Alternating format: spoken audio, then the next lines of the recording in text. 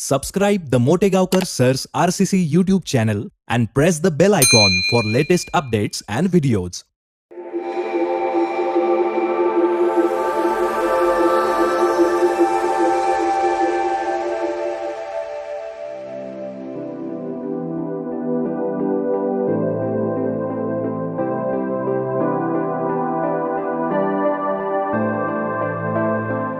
नमस्कार विद्यार्थी मित्रांनो, welcome to the world of chemistry. Welcome in RCC.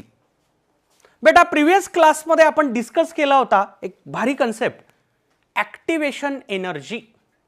Activation energy म्हणजे काय? It is the minimum extra amount of energy that must be absorbed by reactant to cross the energy barrier. Energy barrier cross करण्यासाठी रिॲक्टंटनं जी energy absorb केली पाहिजे त्याला म्हणतात activation energy, किंवा threshold energy minus energy possessed by reactant is nothing but activation energy. Me through graph तुम्हाला activation एनर्जीचा concept clear केला होता, ठीक आहे ना. आज आपल्याला ॲक्टिवेशन एनर्जीवरचे काही क्वेश्चन्स डिस्कस करायचे. चला बघा, once again I am going to solve the questions belonging to booklet. Question number 192 from the booklet.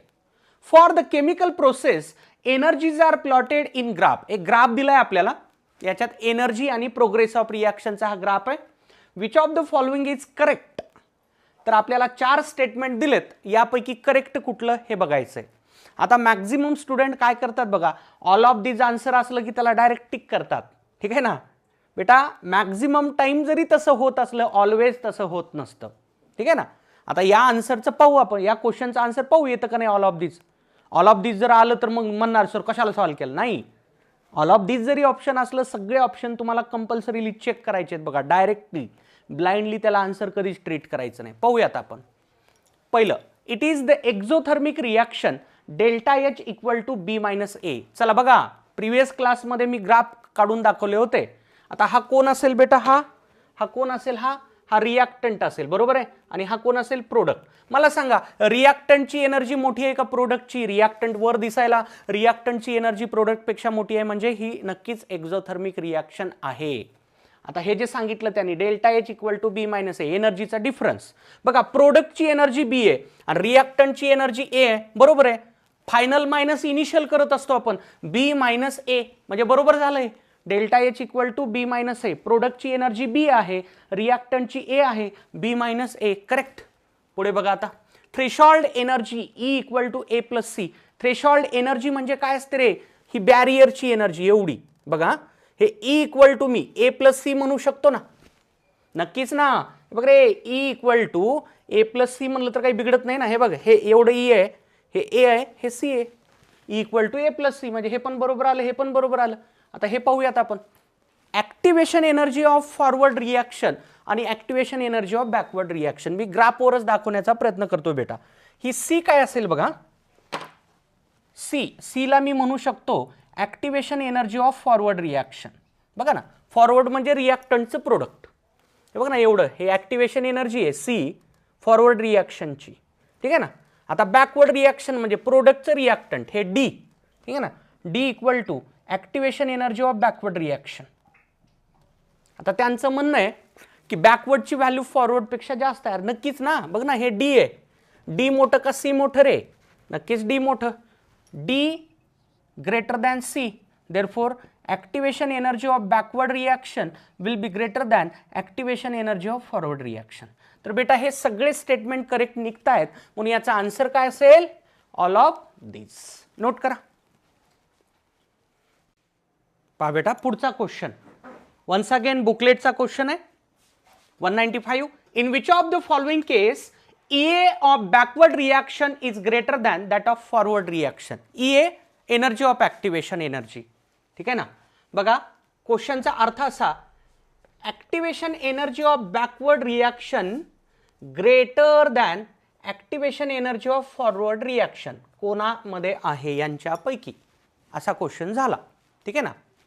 आता ॲक्टिवेशन एनर्जी बॅकवर्डची फॉरवर्डपेक्षा कधी मोठी असते? आपण प्रिव्हियस क्वेश्चन सॉल्व्ह केला होता बेटा. जर असं झालं ना, असं झालं रिॲक्टंट प्रोडक्ट हे असं जर असेल, ही ॲक्टिवेशन एनर्जी असते बॅकवर्ड रिॲक्शनची आणि ही ॲक्टिवेशन एनर्जी असते इतकी फॉरवर्ड रिॲक्शनची. बरोबर आहे. Activation energy of forward reaction. बघा बॅकवर्डची व्हॅल्यू फॉरवर्डपेक्षा जास्त आहे. मला सांगा बेटा ही कोणती रिॲक्शन आहे? कोणती रिॲक्शन आहे? It is exothermic reaction. Yes, it is exothermic reaction. कसं ओळखलं सर तुम्ही एक्झोथर्मिक रिॲक्शन? बेटा बघ ना, बॅकवर्डची ॲक्टिवेशन एनर्जी इतकी आहे आणि फॉरवर्डची इतकी आहे. आणि जे क्वेश्चनमध्ये दिले त्याचा मी वापर केला. जर त्यांनी म्हणलं असतं activation energy of forward reaction is greater than backward, तेव्हा आपण त्याला एंडोथर्मिक घेतलं असतं. आता माझी रिॲक्शन कशी झाली? एक्झोथर्मिक झाली. आता साध्या भाषेत क्वेश्चन असा झाला, यापैकी कोणती रिॲक्शन एक्झोथर्मिक रिॲक्शन आहे? क्वेश्चनचा नवीन मिनिंग थोडक्यात झाला, या 4 रिॲक्शन्स पैकी कोणती रिॲक्शन ही एक्झोथर्मिक आहे? आता लक्षात ठेवा, एक्झोथर्मिक रिॲक्शनला कसं सिम्बॉल वापरले जातात? एक्झोथर्मिक रिॲक्शनचे सिम्बॉल्स लक्षात ठेवा. एक्झोथर्मिक रिॲक्शन, ठीक आहे ना, सिम्बॉल बघा कसे असतात. R gives product P plus heat, हे एक सिम्बॉल असतं. किंवा R minus heat giving product, किंवा R giving product delta H negative. एवढे सिम्बॉल्स एक्झोथर्मिक रिॲक्शनला लागू होतात. ऑब्वियसली एंडोथर्मिक रिॲक्शनचे सिम्बॉल्स याच्या उलटे असतील. एंडोथर्मिक रिॲक्शनचे सिम्बॉल्स एक्झॅक्टली याच्या उलटे असतात. एंडोथर्मिक रिॲक्शनचे सिम्बॉल्स एक्झॅक्टली याच्या उलटे असतात. म्हणजे R plus heat giving product P, किंवा R giving product P minus heat, उलटं, सगळं उलटं. किंवा R giving product P delta H positive, म्हणजे एंडोथर्मिक असतं. आता क्वेश्चन आपल्याला हा सॉल्व जर करायचा झाला, आपल्याला ओळखावं लागेल की बाबा या 4 पैकी कोणती रिॲक्शन एक्झोथर्मिक आहे. या सिम्बॉलवरून ओळखा. आता सर हे सिम्बॉल कसे आले हो? चला बघा बेटा, एक्झोथर्मिक रिॲक्शनचा अर्थ काय असतो? अशी रिॲक्शन ज्याच्यात हीट रिलीज होते. म्हणजे हीट प्रोडक्ट बाजूला पाहिजे, प्रोडक्ट सोबत हीट रिलीज होते. बघा ना, प्रोडक्ट बाजूला हीट आहे. आता हेच हीट इकडे प्लस आहे, त्याला डाव्या बाजूला लिहिलं तर आर मायनस हीट होईल ना. कळतं रे? एक्झोथर्मिक मध्ये हीट रिलीज होते म्हणून ती प्रोडक्टच्या बाजूला असते. या हीटला इकडे शिफ्ट केलं की मायनस हीट होईल. मी सांगितलं होतं तुम्हाला एक्झोथर्मिक रिॲक्शन्स मध्ये डेल्टा एच कधीही निगेटिव्ह असतो आणि एंडोथर्मिक मध्ये पॉझिटिव्ह असतो. डेल्टा एच म्हणजे एनर्जी चेंज, ठीक आहे ना.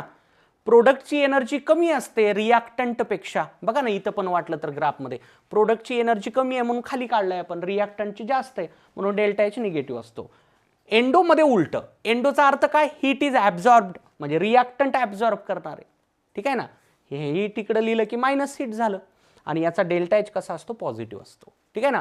बुकलेट मधलाच क्वेश्चन आहे बेटा, सगळ्यांनी करेक्शन करा त्या क्वेश्चन मध्ये. 4थ्या ऑप्शन मध्ये इथं मायनस साईन राहिलंय, तिथं प्लस झालंय बाय मिस्टेक, त्याला मायनस करा, त्याला मायनस करा. आता बघा, हे जे इक्वेशन आहे, हे जे ऑप्शन आहे बेटा, हे ऑप्शन मला सांगा हे असं झालंय का नाही रे? हे याच्यासारखं झालं का नाही? बघा, R minus heat giving product P, R minus heat giving product P. पण हे रिप्रेझेंटेशन कोणत्या रिॲक्शनचं आहे? एक्झोथर्मिकचं आहे. आणि मला एक्झोथर्मिकच पाहिजे होतं, कारण त्याने ॲक्टिवेशन एनर्जी बॅकवर्डची फॉरवर्डपेक्षा जास्त सांगितली. बघा परत एकदा सांगतो, क्वेश्चन आहे की बाबा खालीलपैकी कुठं बॅकवर्ड रिॲक्शनची ॲक्टिवेशन एनर्जी फॉरवर्डपेक्षा मोठी असेल? बॅकवर्ड रिॲक्शनची ॲक्टिवेशन एनर्जी मोठी कधी असते? ती रिॲक्शन एक्झोथर्मिक पाहिजे. मग मला ओळखायचंय या 4 पैकी कोणती रिॲक्शन एक्झोथर्मिक आहे. मी ओळखलं कसं? With the help of symbols. Exothermic रिॲक्शनचे हे 3 सिम्बॉल असतात, एंडोचे हे 3 सिम्बॉल असतात. असा सिम्बॉल मला इथं मॅच झालेला दिसतोय. बाकी या सगळ्या वरच्या रिॲक्शन बेटा एंडोथर्मिक आहेत. बघा ना, R plus heat giving product P, हे सगळं हे तिन्ही रिॲक्शन एंडो आहेत. आपल्याला पाहिजे होती एक्झो, तर ही एक्झो रिॲक्शन असेल. म्हणून तुमचा आन्सर काय झालं रे बेटा? ऑप्शन 4. बुकलेटच्या क्वेश्चन मध्ये 4थं ऑप्शन थोडंसं मॉडिफाय करा, ए मायनस करा, तिथं प्लस झालंय बाय मिस्टेक, नोट करा. पहा बेटा, next question 203. Energy profile of the reaction. Energy प्रोफाइलचा साधा अर्थ एनर्जी डायग्राम. एनर्जी डायग्राम दिली आहे. रिॲक्शन आहे A plus B C giving A B plus C.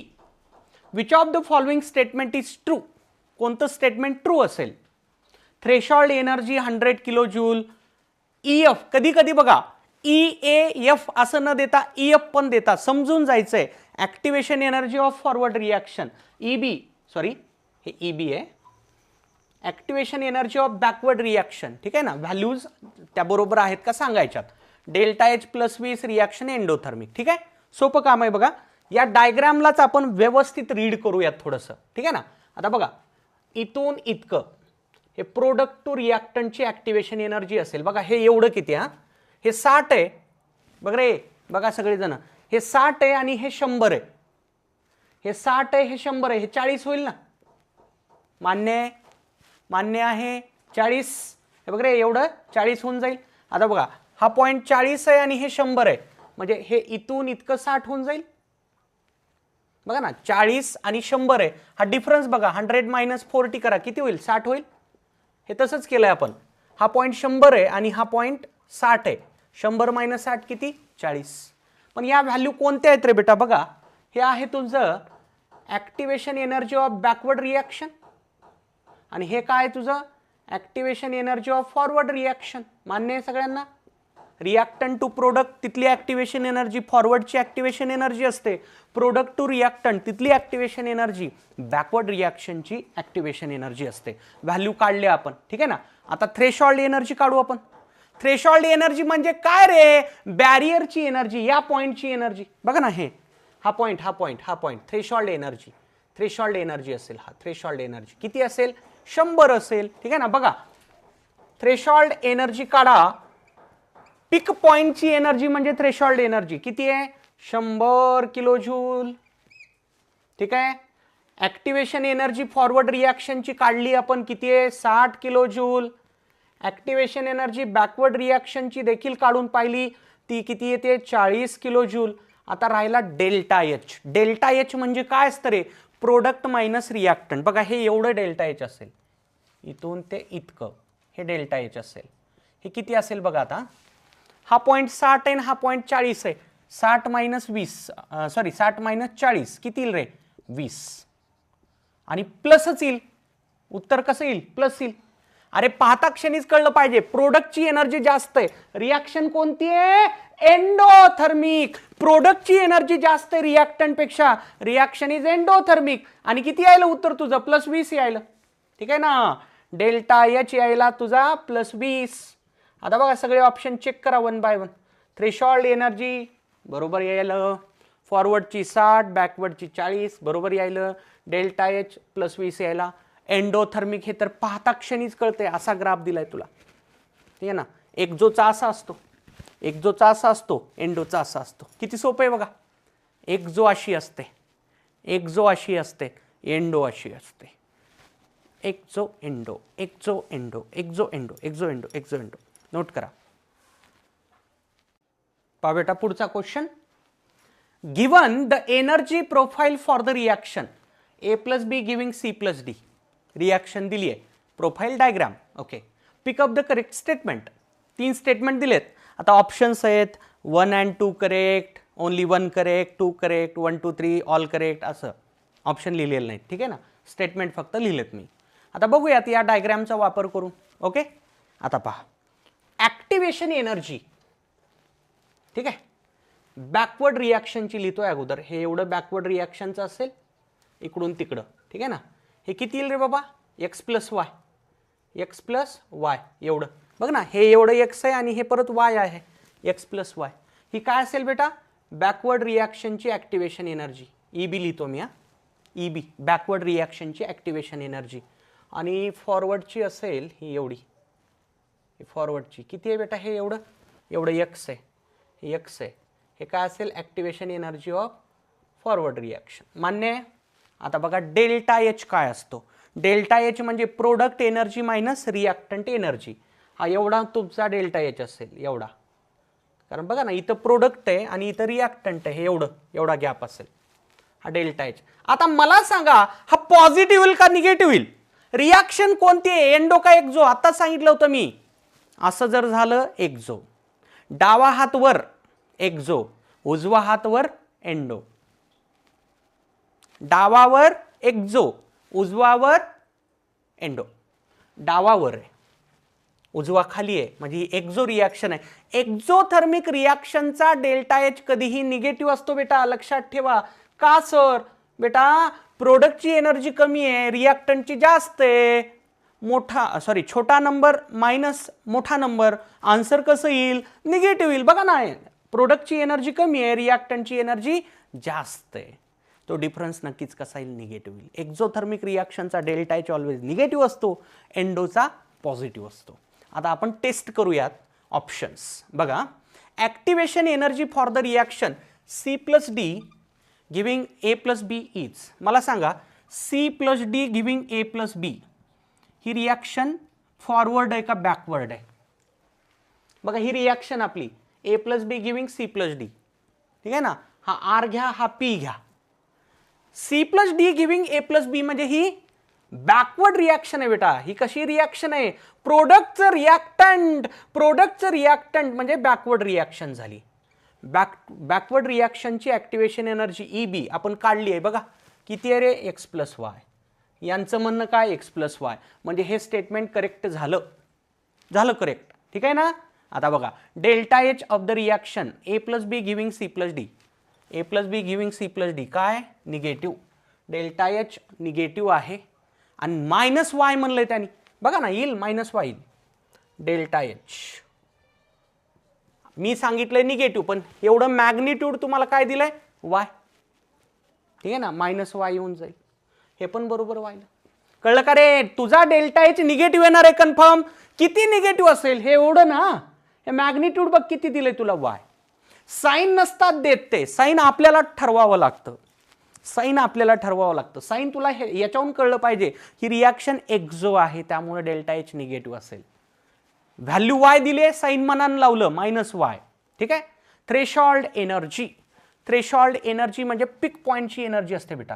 Threshold energy equal to पिक पॉईंटची एनर्जी, ही एनर्जी एवढी. आता बघा, इथपर्यंतची एनर्जी धरायची आहे X + Y + Z.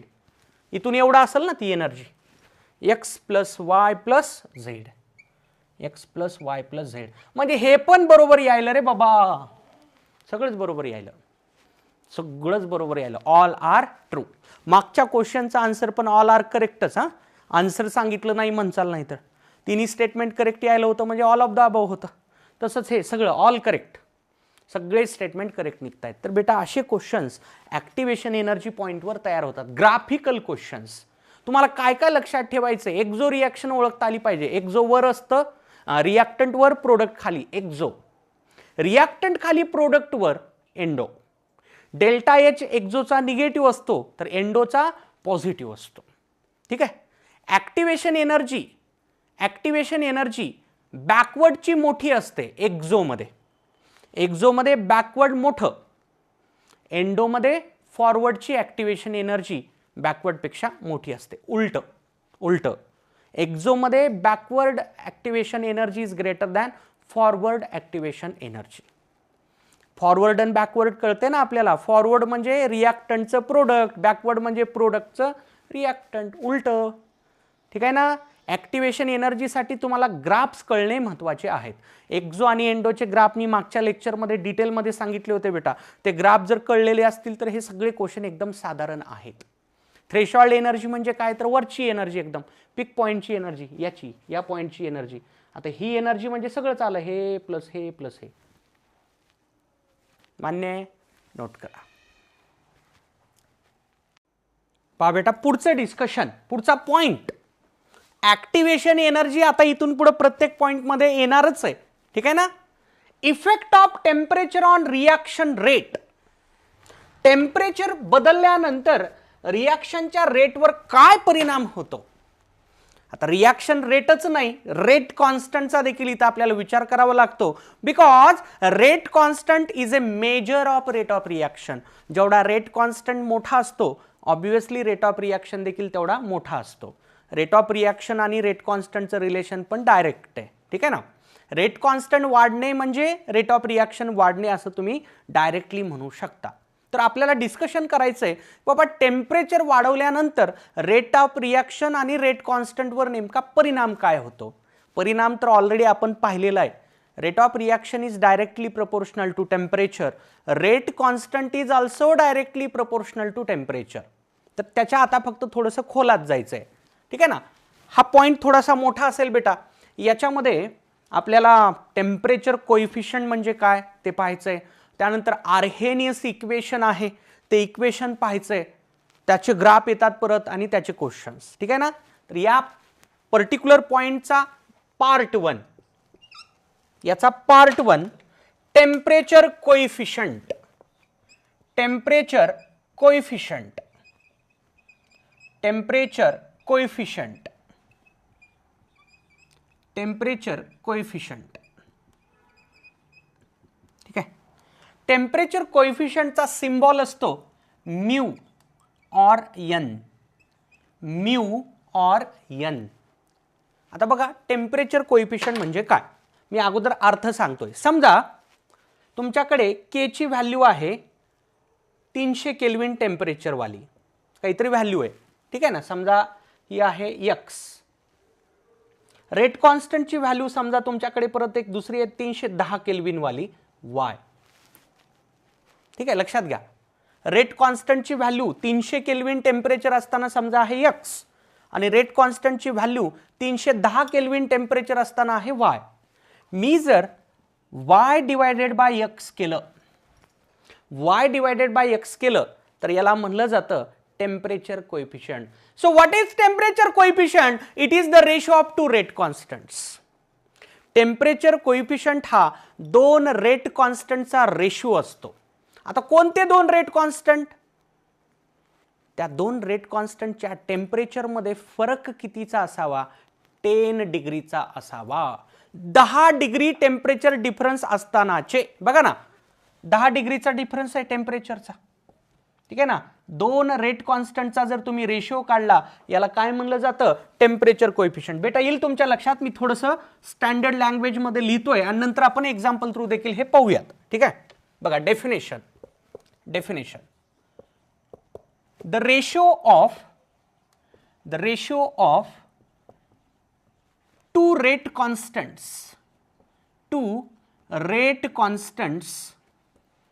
of same reaction.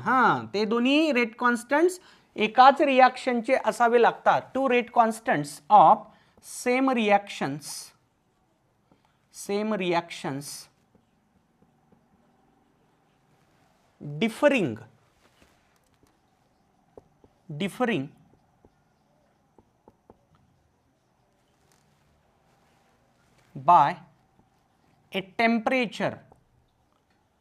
differing by a temperature of 10 degree. 10 degree temperature difference असताना, म्हणजे that is mu और N equals to rate constant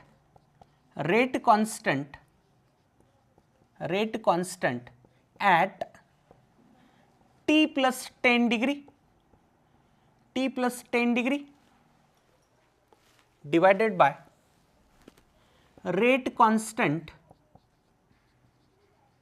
at t degree. दोन rate कॉन्स्टंटचा भागाकार करायचा आहे तुम्हाला.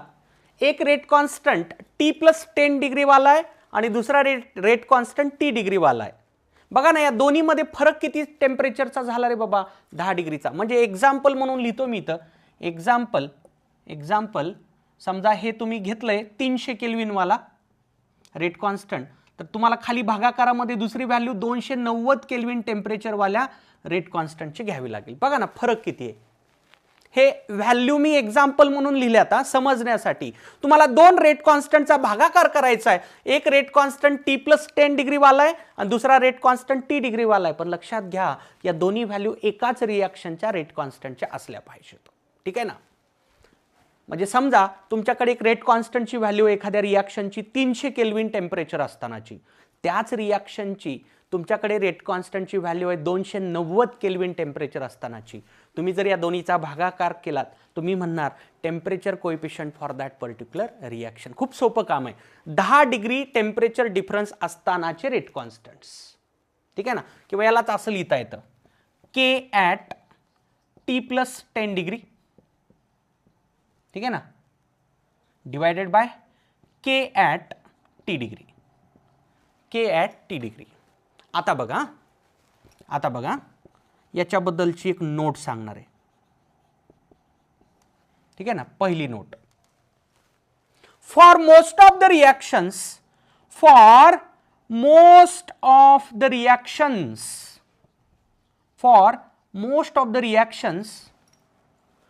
Mu is in between 2 and 3. Maximum रिॲक्शनसाठी या टेम्परेचर कोइफिशियंटची व्हॅल्यू 2 आणि 3च्या मध्ये ऑब्झर्व झाली आहे. आता याचा अर्थ काय निघतो, 10 डिग्रीने जर तुम्ही टेम्परेचर वाढवलं तर रिॲक्शनचा रेट डबल पेक्षा जास्त होतो. टेम्परेचर कोइफिशियंट 2 आहे, याचा अर्थ काय, टेम्परेचर कोइफिशियंटची व्हॅल्यू समजा 2 आली, याचा अर्थ काय, तुम्ही जर 10 डिग्रीने टेम्परेचर वाढवलं रिॲक्शनचा रेट डबल होईल. टेम्परेचर कोइफिशियंटची व्हॅल्यू समजा 3 आहे, याचा अर्थ काय, तुम्ही जर 10 डिग्रीने टेम्परेचर वाढवलं तर तुमच्या रिॲक्शनचा रेट तिप्पट होईल. रेट कॉन्स्टंट तिप्पट झाला म्हणजे बघ ने, हे भागाकार समजा तुझा 2 आला, तू काय म्हणशील, रेट कॉन्स्टंट 10 डिग्रीचं टेम्परेचर वाढवलं की डबल व्हायला, बरोबर आहे ना, डबल व्हायला. रेट कॉन्स्टंट डबल होणे म्हणजे रेट ऑफ रिॲक्शन पण डबल होणे. जर समजा टेम्परेचर कोइफिशियंट तुमचा 2.5 आहे, याचा अर्थ काय, 10 डिग्रीनं टेम्परेचर वाढवलं की रेट ऑफ रिॲक्शन 2.5 पट व्हायला, 2.5 टाइम्स व्हायला. तर टेम्परेचर कोइफिशियंटचा फिजिकल सिग्निफिकन्स लक्षात घ्या. तुम्हाला जर टेम्परेचर कोइफिशियंटची व्हॅल्यू दिली गेली, समजा x आहे, टेम्परेचर कोइफिशियंटची व्हॅल्यू x आहे, याचा अर्थ काय, 10 डिग्रीनं जर टेम्परेचर वाढवलं तर तुमच्या रिॲक्शनचा रेट x पट होतो, पहिल्या रेटपेक्षा x टाइम्स होतो, ठीक आहे ना. आता तेच मी सांगणार आहे. For most of the reaction mu is in between 2 and 3. Note number 2, if temperature coefficient, किंवा मी सिम्बॉल लिहितो, हा समजून घ्या आता तुम्ही, म्यू, ठीक आहे ना, if mu equal to x, याचा अर्थ काय, rate of reaction and rate constant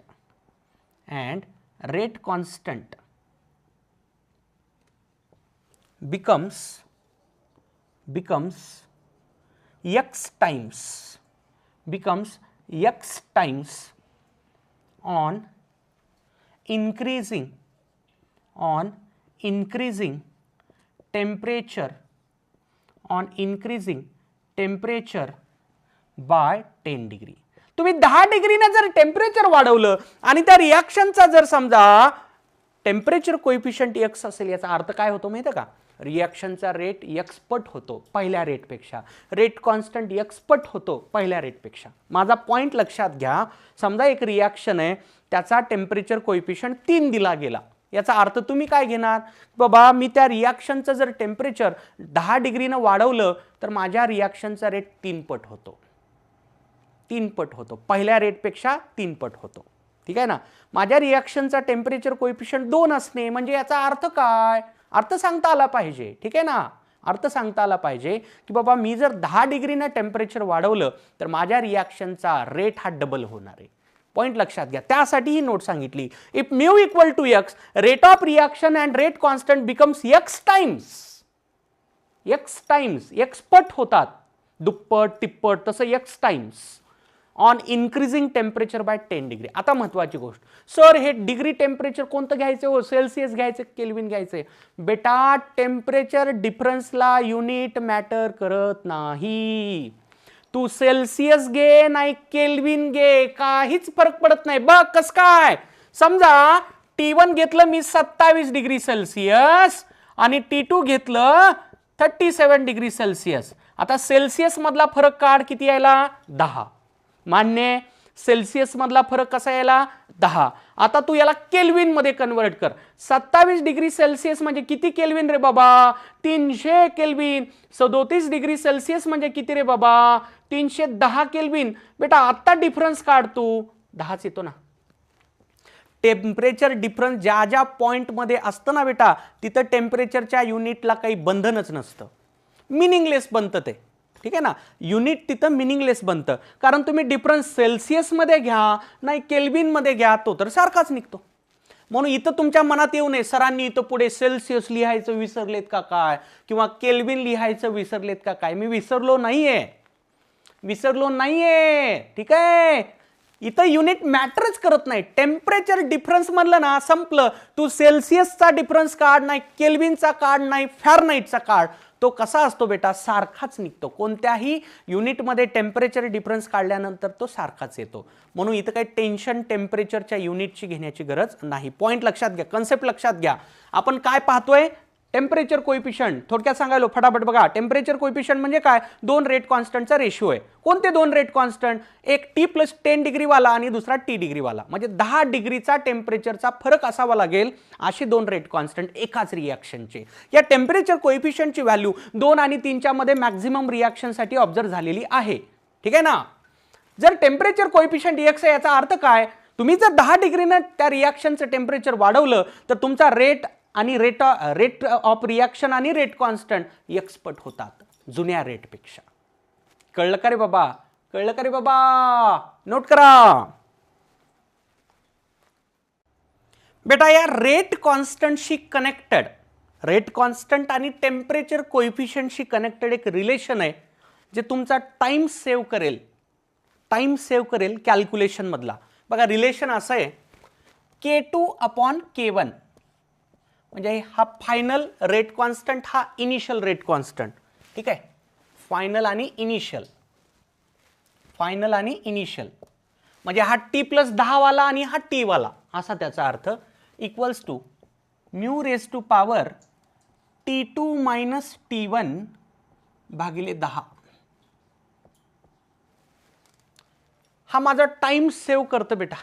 काय करतात सांगतो, क्वेश्चन काय असतात, तुम्हाला एक रेट कॉन्स्टंटची व्हॅल्यू देतात आणि दुसऱ्या रेट कॉन्स्टंटची व्हॅल्यू विचारतात.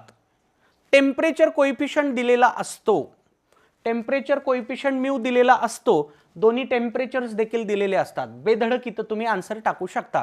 सर हा फॉर्म्युला कुठून आला आपण, बेटा मी एका एक्झाम्पल थ्रू हा फॉर्म्युला कसा तयार झाला ते तुम्हाला एक्सप्लेन करणार आहे. तर मी हेल्प घेणार आहे आपल्या बुकलेटमधल्याच क्वेश्चनची. बेटा बुकलेटमध्ये क्वेश्चन आहे 226. हे तुम्हाला लक्षात ठेवायचे, तुमचा टाइम सेव्ह करेल. कसं काय टाइम सेव्ह करेल हे पण तुमच्या लक्षात येईल. ठीक आहे, बघा क्वेश्चन नंबर मी एक्सप्लेन करायलो 226. क्वेश्चन 226. ठीक आहे, बघा क्वेश्चन असा आहे, the rate of reaction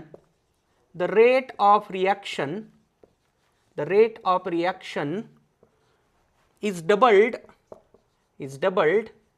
for every 10 degree rise in temperature. 10 degree rise in temperature म्हणजे मी जर 10 डिग्रीने टेम्परेचर वाढवलं तर रिॲक्शनचा रेट काय व्हायला, डबल व्हायला. हे क्वेश्चन मध्ये सांगितले. हा okay, the increase in reaction rate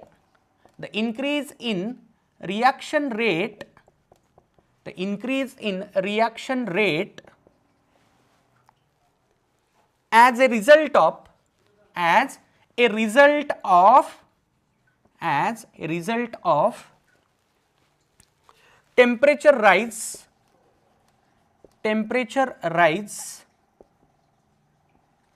rise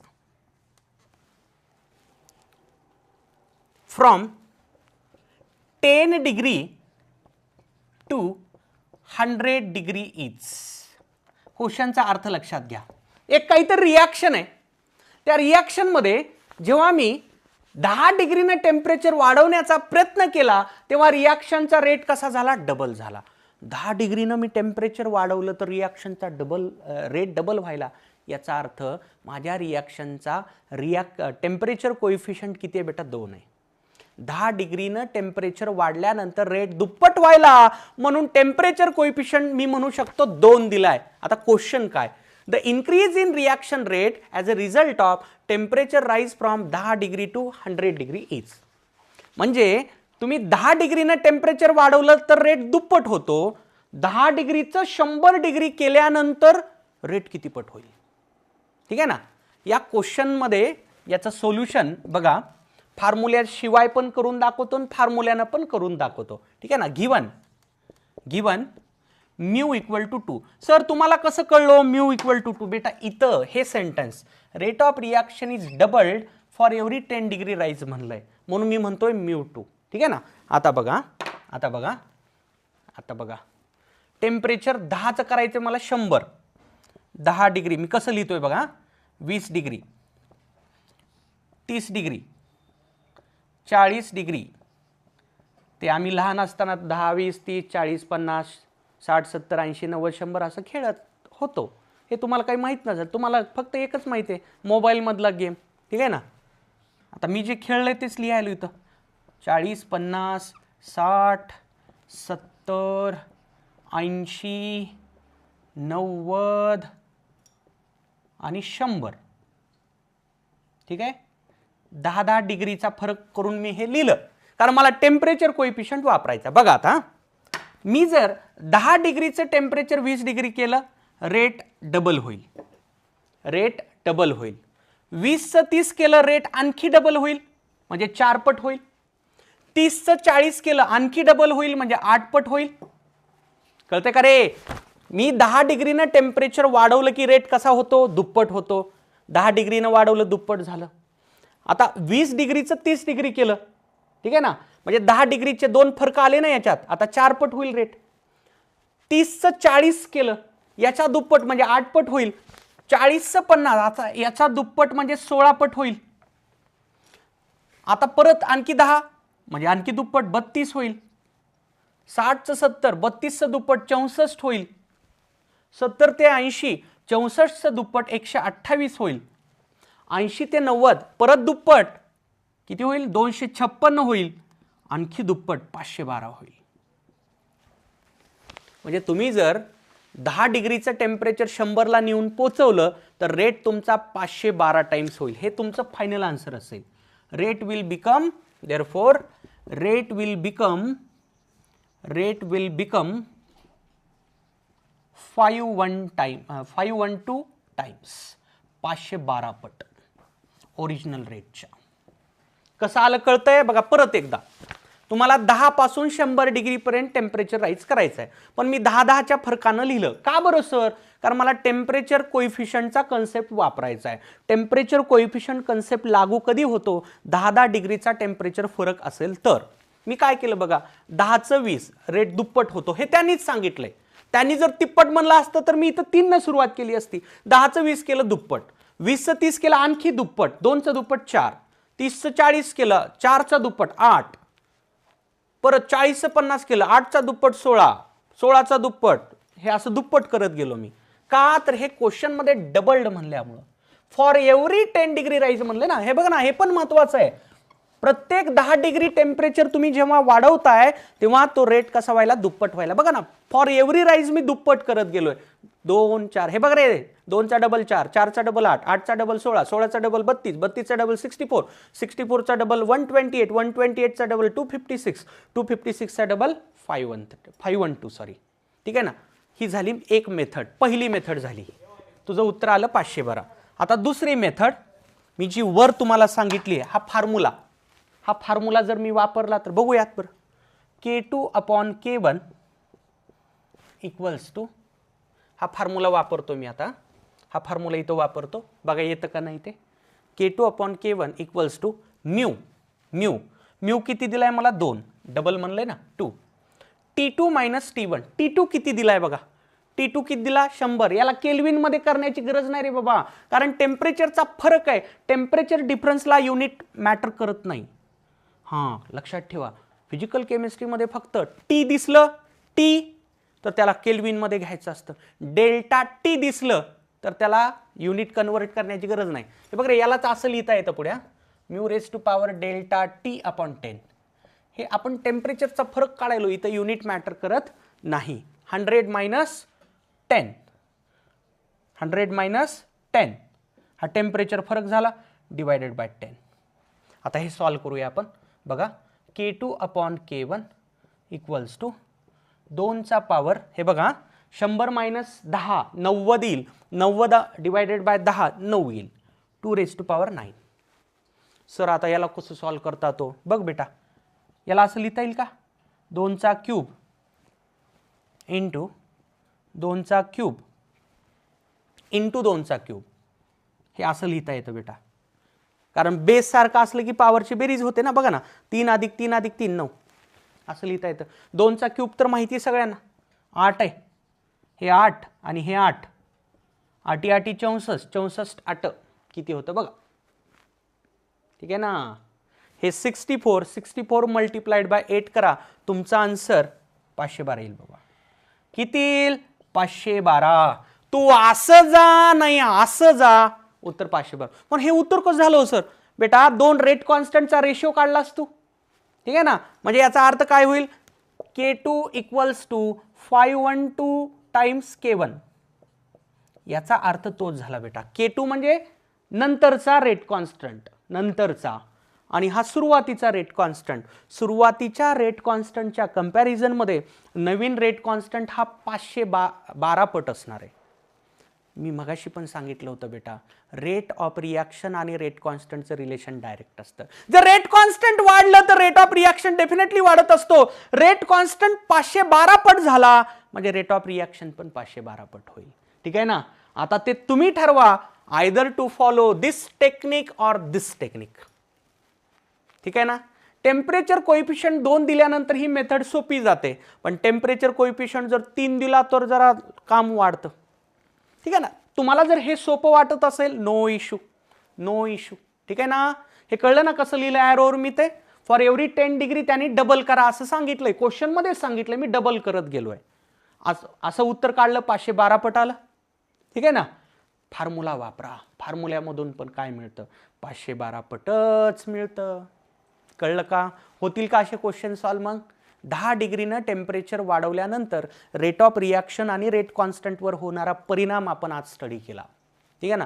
तर लक्षात असं आलं की बाबा एक कन्सेप्ट आहे टेम्परेचर कोइफिशियंट, म्हणजे 10 डिग्रीच्या फरकामधले रेट कॉन्स्टंट घ्यायचेत आणि त्याचा रेशिओ काढायचा आहे, त्याला म्हणतात टेम्परेचर कोइफिशियंट. काय म्हणतात त्याला, टेम्परेचर कोइफिशियंट, ठीक आहे ना. वाटलं तर याला K2 अपॉन K1 न म्हणता R2 अपॉन R1 म्हणा, चालेल तसंही. R2 अपॉन R1 म्हणलं तरी चालेल, ठीक आहे ना. बघा रे, या फॉर्म्युल्याला असं लक्षात ठेवलं तरी चालेल. हे बघा इथं लिहितो मी, R2 अपॉन R1 किंवा R final upon R initial म्हणा, असंही चालेल. R final upon R initial equals to mu raise to power delta T upon T 10 sorry, हे असं लिहिलं तरी चालेल. फायनल रेट इनिशियल रेट त्याचा भागाकार, फायनल रेट किती पट होतो ते मग काढता येईल तुम्हाला. तुम्ही ठरवायचं आता, either to go with formula और लॉजिक, आपल्या मनावर असणार आहे, ठीक आहे ना. आता माझ्या मनात एक क्वेश्चन आला, तुमच्या मनात आला पाहिजे होता आतापर्यंत, सर हे सगळं खरं आहे, तुम्ही फॉर्म्युला सांगितलात किंवा असा कन्सेप्ट सांगितलात, क्वेश्चन पण सॉल्व झाला, पण सर माझ्या मनात एक क्वेश्चन आलाय, असं काय होत असेल की बाबा टेम्परेचर वाढवलं की रिॲक्शनचा रेट वाढतो, काहीतरी रिझन असलं पाहिजे ना. टेम्परेचर वाढलं की रिॲक्शनचा रेट वाढतो हे तुम्ही आम्हाला सांगितलं, हो मी सांगितलं, ठीक आहे ना. But why the temperature increases the rate of reaction, why the temperature increases the rate constant. दोन क्वेश्चन आहेत बेटा. Why there is increase in rate of reaction when we increase temperature, why there is increase in rate constant when we increase temperature. या दोन क्वेश्चनचे answer आपल्याला मिळवायचे बेटा पुढच्या लेक्चरमध्ये.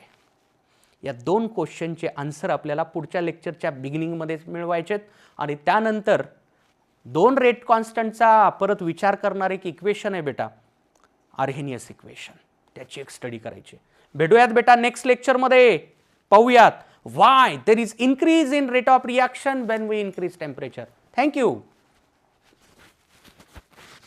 जपली उत्तम निकालाची कायम परंपरा, जपली उत्तम निकालाची कायम परंपरा.